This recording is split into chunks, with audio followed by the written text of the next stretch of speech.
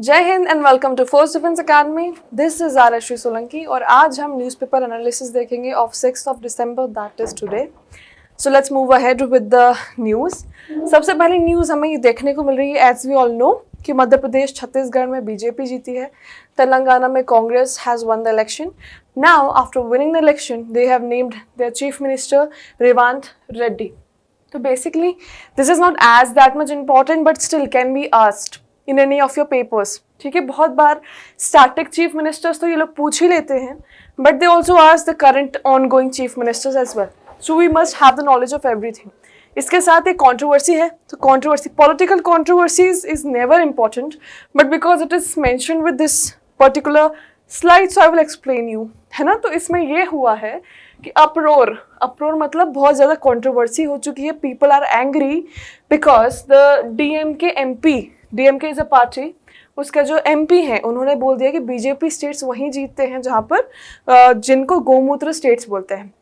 So basically they demeaned the culture, Hindu culture, they demeaned the holy cow, they demeaned the religious practices as well. So basically इस statement के बाद बहुत ही ज़्यादा uproar है, people are not very happy with what he said, so that is all about this controversy.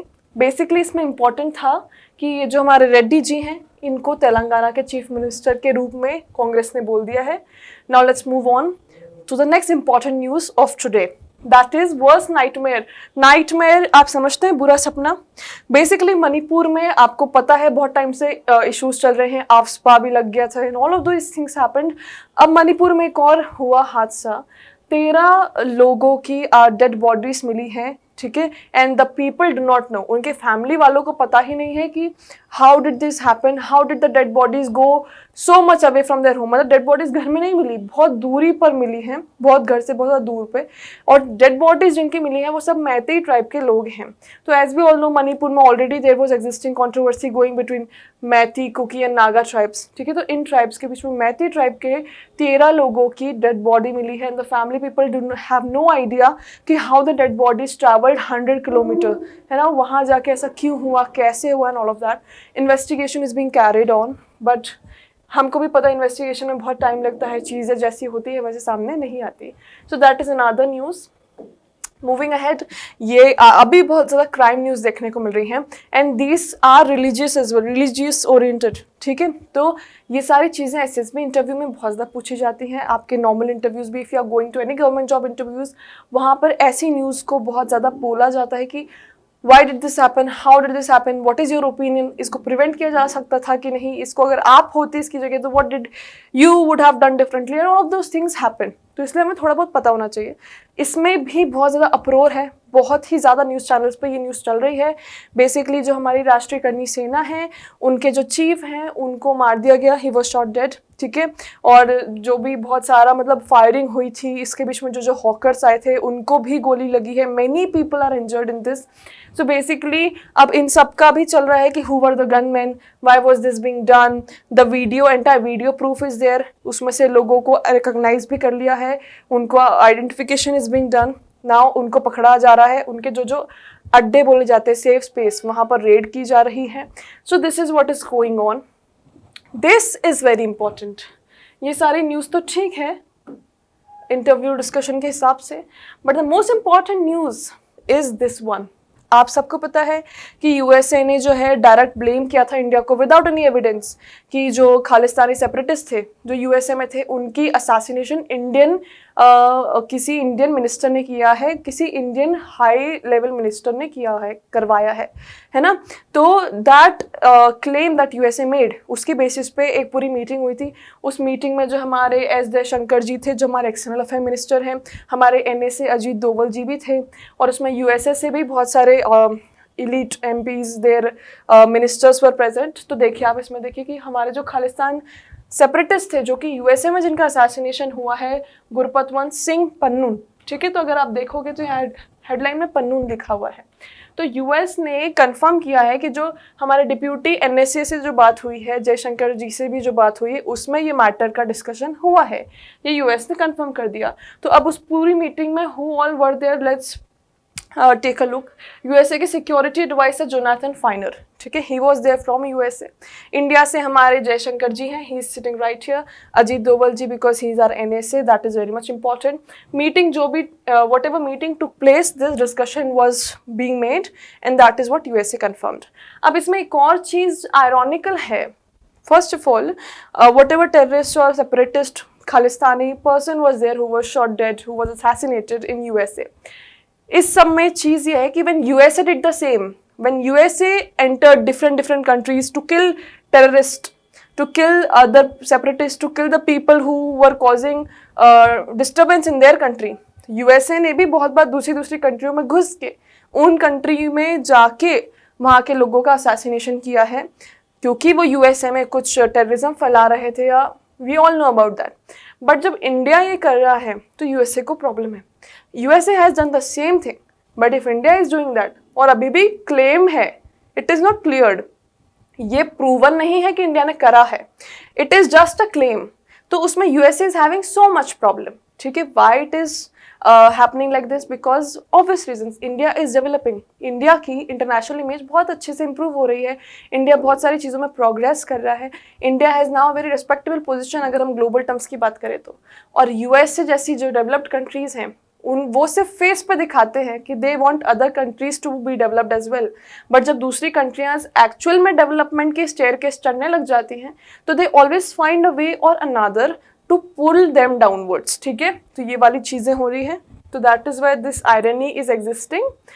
अब Israel फलस्तीन की जो हमारी एग्जिस्टिंग जो लड़ाइयाँ हैं, Hamas and Gaza and everything, उसके बारे में डिस्कशन करते हैं। Very important news again, international news are always very much important from every perspective, interview, paper, everything, ठीक है। अब देखो, इजराइल जो है अपनी मिलिट्री कंट्रोल पुश करते जा रहा है गाजा स्ट्रिप के अंदर।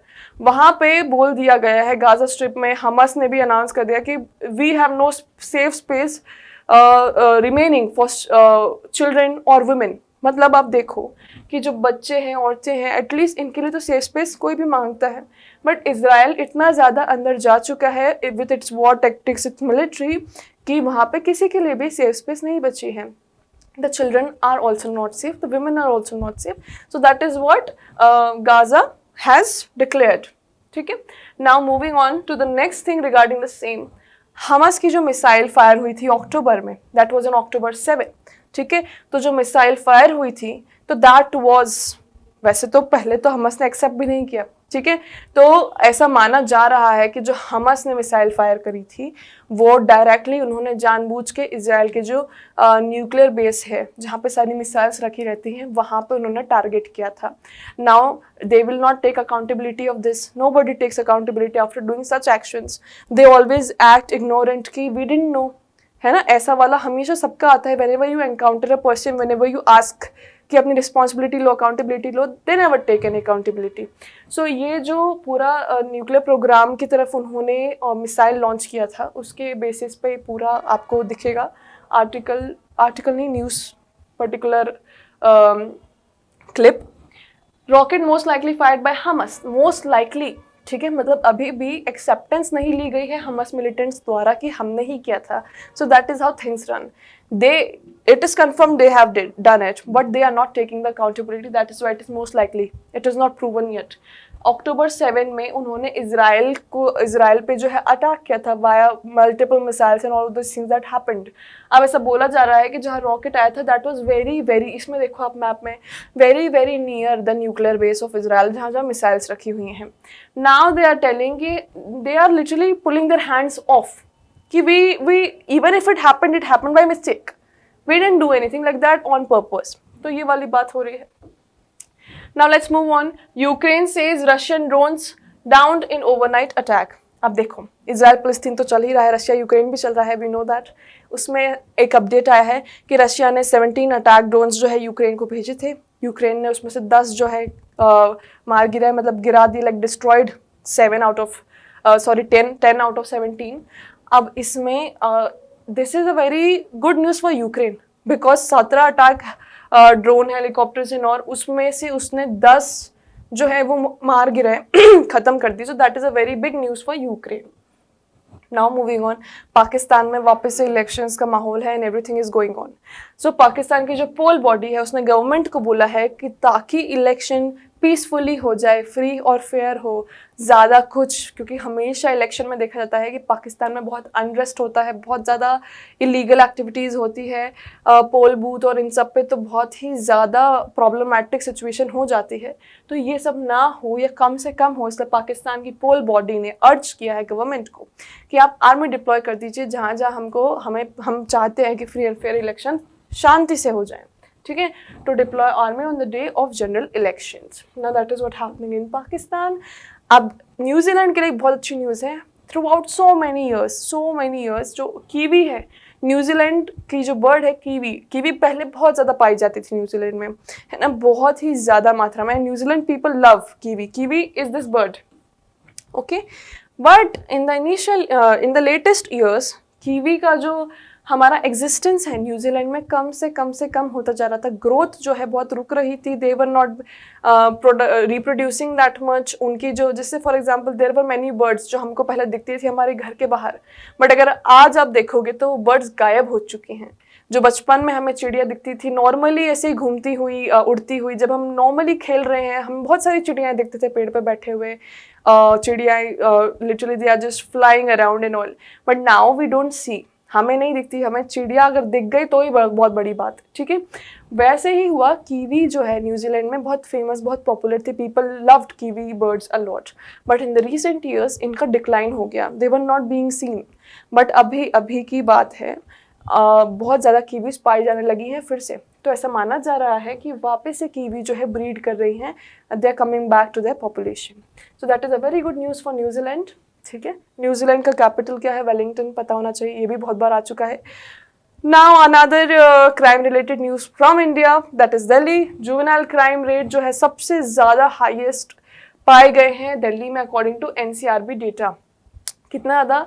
39% अपटिक इन क्राइम्स. ठीक है, मतलब कितनी बड़ी बात है. जुवेनाइल क्राइम्स मतलब क्या होता है? मतलब नाबालिग लोग जो क्राइम कमिट करते हैं उनकी बात है. जो एडल्ट नहीं है, अभी भी बच्चे हैं, but they are committing crime. तो उसका अगर आप देखोगे सबसे ज़्यादा it is happening in Delhi. Now why does it happen so much in Delhi only? Because Delhi में बहुत ज़्यादा माइग्रेशन होता है. So from many areas, rural backgrounds as well as many different states, people go to Delhi in the hope कि दिल्ली क्योंकि developed जगह लगती है सबको, बहुत सारी अच्छी चीज़ें हैं दिल्ली में, बहुत बड़ी फैक्ट्रीज हैं. सो दे गो इन दिल्ली इन द होप कि भैया हम वहाँ जाके शायद फाइनेंशियली कुछ अच्छा करें, शायद हम सेटल हो जाएं, शायद हम इस्टेब्लिश हो जाएं, शायद हम थोड़े पैसे कमाने लगे. इस होप से बहुत सारे लोग माइग्रेट करके दिल्ली जाते हैं, जिसके कारण दिल्ली की पॉपुलेशन बहुत बढ़ गई है. बट दिल्ली बाहर से देखने में तो चमकता लगता है, बट अंदर जाके अनएम्प्लॉयमेंट बहुत ज़्यादा है, प्रॉपर फैसिलिटीज़ नहीं है. Same things that happen in every state in India. Now people have to eat. उसके कारण बहुत सारे, ये तो बस एक नॉर्मल रीज़न है, ये तो एक ह्यूमेन रीज़न है ना, भूख मिटाने के लिए, जो अपने परिवार की भूख मिटाने के लिए जो चोरी वगैरह, ये तो ह्यूमेन रीज़न है. But there are multiple reasons because of which people commit crime. बहुत बार तो ऐसा होता है कि ह्यूमन रीजन भी नहीं है. पीपल ऑफ दिल्ली सेटिस्फाइड है, they have money, they have food, still they commit crime. तो this was just one of a reason. ठीक है, among sea of reasons there are many reasons why Delhi is such an unsafe place. But एक रीज़न जो था migration वाला वो मैंने शेयर किया. ऐसे मल्टीपल रीजन्स आप बिल्कुल बोल सकते हैं. नाउ अगर आप इसमें देखोगे तो नेशनल क्राइम रिकॉर्ड्स ब्यूरो, अब जो एनसीआरबी जो है इसका फुल फॉर्म आ सकता है, उसने नेशनल कैपिटल दिल्ली को बताया है कि सबसे ज़्यादा जुवेनाइल क्राइम रेट वहीं होते हैं. उसके बाद more minor cases were busted in Delhi than in state such as Bihar, Gujarat, Haryana, Orissa, Uttar Pradesh. तो these are all the states. ठीक है, now moving ahead, very important again international news है और इंडिया के लिए बहुत ज़्यादा उसमें लाइमलाइट में है इंडिया. तो बेसिकली हियर इंडिया ने $250 million line of credit announce किया है फॉर केन्या. ठीक है, तो ये पूरा जो है राष्ट्रपति भवन का फोटो है. इसमें हमारी द्रौपदी मुर्मू जी जो प्रेसिडेंट है हमारी, इसमें हमारे मोदी जी जो प्रेसिडेंट है, इसमें ये विलियम जी जो केन्या के प्रेसिडेंट हैं. All of these 3 people are here. अब इसमें बताया जा रहा है कि इंडिया और केन्या के इंटरनेशनल रिलेशन सुधारने के लिए इंडिया ने $250 million line of credit, LOC भी बोलते हैं इसको, वो अनाउंस कर दी है केन्या के एग्रीकल्चर सेक्टर डेवलपमेंट के लिए, है ना, all the multiple fold developments of Kenya, देखिए इधर लिखा हुआ है, of its agriculture sector development. तो हमारे यहाँ से वो जाएगा ताकि केन्या से हमारे रिलेशंस सुधरें। देखिए, we have also decided to provide a line of credit of $250 million to modernise Kenya's agriculture sector. This was the official statement given by Narendra Modi ji, that is the Prime Minister of India. UPI का भी system वगैरह की, क्योंकि अभी देखो France से भी हमारी बात हुई थी और फ्रांस के डेलीगेट्स आए थे, ऑफिसर्स आए थे इंडिया में, so there were photos that they were using the UPI payment system and all. तो केन्या में भी we want this to exist, Kenya में भी हम चाहते हैं कि हमारे रिलेशंस अच्छे हों, हम केन्या का डेवलपमेंट भी चाहते हैं, उसके डेवलपमेंट से हमारे इंडो पैसिफिक वाले में भी डेवलपमेंट होगा, हमें इंडो पैसिफिक रीजन में सिक्योरिटी मिलेगी because we will have one more supporter with us. तो ये सब वाली चीज़ें हैं। Now let's move on to the next news. Saudi का जो वीज़ा है, because there are many people who go to Saudi for religious practices, हज जिसको बोलते हैं पिलग्रिमेज, तो अब वो मिलना बहुत आसान है। सऊदी का वीज़ा मिलना बहुत आसान है। Within 48 hours you will get the visa if you are going for Hajj pilgrimage. There is a condition, अगर आप रिलीजियस प्रैक्टिसेस के लिए वहाँ जा रहे हैं तो आपको सऊदी का वीज़ा मिलना बहुत आसान है, हो गया है, आपको 48 आवर्स में मिल जाएगा। सो that is also a good news. देखिए आप इधर सऊदी के जो मिनिस्टर हैं और हमारे इंडियन मिनिस्टर जो हैं दोनों, दिस इज़ एस जयशंकर जी, हमारे Indian external affair minister, now this is Saudis minister, ठीक है, इनका नाम है तौफिक बिन फौजान, ठीक है। So they have big names. Now this was also good news. अगर रिलीजियस पर्सपेक्टिव से बात की जाए तो डेवलपमेंट ही है ये एक हिसाब से। नाउ COP28 चल रहा है दुबई में, उसमें इंडिया भी गया हुआ है। अब इसमें एक और चीज़ हुई है कि इंडिया बेसिकली COP28 के अलावा जो दूसरी प्लेजेस होते हैं, जो दूसरी कंट्रीज़ के ग्रुप्स होते हैं, वहाँ पे वो कभी पार्ट नहीं लेता। This has been a history of India. Now again 22 nations ने प्लेज लिया है, बट उसमें India is not a part. अब वो प्लेज क्या है? To triple nuclear installed capacity, 2050 तक वो जो न्यूक्लियर इंस्टॉल कैपेसिटी है जिससे वो एनर्जी डिराइव करते हैं उसको ट्रिपल करने की, और एक क्लीन एनर्जी का भी उन्होंने प्लेज लिया है। तो ये दोनों प्लेज जो है 22 कंट्रीज ने मिलकर लिया है। उन कंट्रीज के नामों में फ्रांस भी इन्वॉल्व है, देखिए आप, UK इन्वॉल्व है, जापान इन्वॉल्व है, कनाडा इन्वॉल्व है, साउथ कोरिया इन्वॉल्व है, ठीक है, Ukraine is there. So all of these countries have pledged for tripling their nuclear installed capacity also for green energy, clean energy, but इसमें India नहीं है and it has been taken place in COP28. COP28 is taking place in Dubai. तो ये सब चीज़ें हमें पता होना चाहिए। Now very important news, a very news full of pride and all, ठीक है। सबसे ज़्यादा अच्छी बात यह है कि वुमेन एम्पावरमेंट चल रहा है ज़ोरों शोरों से, and the real women empowerment is this only कि पहले कभी भी मतलब सोच नहीं सकते थे कि विमेन की एंट्री होगी। I am talking about during independence और इवन बिफोर दैट, कि विमेन की एंट्री होगी in the front liners, but now women are everywhere. Women are commandos, women are in like जितने भी फाइटर कॉम्बैट रोल्स होते हैं उसमें women are slowly entering, making their place, gaining recognition, writing history. Similar incident happened, जो हमारा Siachen glacier है, that is considered the highest battlefield, वहाँ पे पहली विमेन जो है मेडिको वो गई हैं। इनका नाम है हमारा Geetika Kaul, captain Geetika Kaul. She is the first ever women from army to go as a medico on Siachen glacier, that is the highest battle ground, ठीक है। दिस इज़ द फोटो, बिल्कुल आप देख सकते हैं, पेपर में भी आ सकता है ये। Now let's move ahead. अब ये आप देख रहे हैं टॉम हॉलैंड, अगर आप सबको पता होगा, स्पाइडरमैन, अमेजिंग स्पाइडरमैन, ठीक है। नाउ अब इनकी फ़ोटो क्यों है, why is it being discussed? Many times papers में पूछे जाते हैं, ऑक्सफोर्ड डिक्शनरी का वर्ड ऑफ द ईयर, ठीक है, अलग अलग डिक्शनरीज के word of the year are always being asked. तो इस बार अगर पूछा जाए कि कौन सा चूज़ किया गया था, ऑक्सफोर्ड यूनिवर्सिटी ने press word of the year 2023, तो दैट वर्ड वॉज रिज, ठीक है। तो बहुत सारे मल्टीपल थे, उसमें एक रिज था जिसको फाइनली चूज किया गया था, मल्टीपल वर्ड्स देयर। अब इसमें रिज का मीनिंग क्या है? देखो, रिज का meaning is basically showing charm, a charm, like charm filled, personality filled with charm to attract people to them. ठीक है, तो रिस का मतलब ये है, रिस जो है बहुत ज़्यादा मीम्स में भी यूज़ हो रहा था, gen Z people know a lot about this, तो बहुत ज़्यादा मीम में भी यूज़ हो रहा था, बहुत सारे पोस्ट तक होंगे अगर आप इंस्टाग्राम यूज़ करते हैं उसमें भी रिस यूज़ हो रहा था, तो this was chosen as a Oxford University Press word of the year, ये हमें पता होना चाहिए, ठीक है। This news like this always come in paper in one form और द अदर, इसलिए हमें ये पता होना चाहिए। बहुत सारे जो दूसरे वर्ड थे, वन वॉज सिचुएशनशिप, ठीक है, अनडिफाइंड रोमांटिक रिलेशनशिप, तो ये सब तो हमें पता है। All of these words are Gen Z slangs, ठीक है। They are multiple things, millennial होते हैं, जेनजी होते हैं, बहुत सारी आजकल स्लैंग्स जो एग्जिस्ट करती हैं, उन्हीं में से रिस्क को चुना गया है। So this was all about the news of 6th of December 2023। सारे important news national international cover कर ली गई हैं regarding your exams, regarding your interviews, regarding your SSBs, regarding your paper. And for discussing more such news, subscribe to our channel. Till then, Jai Hind and take care.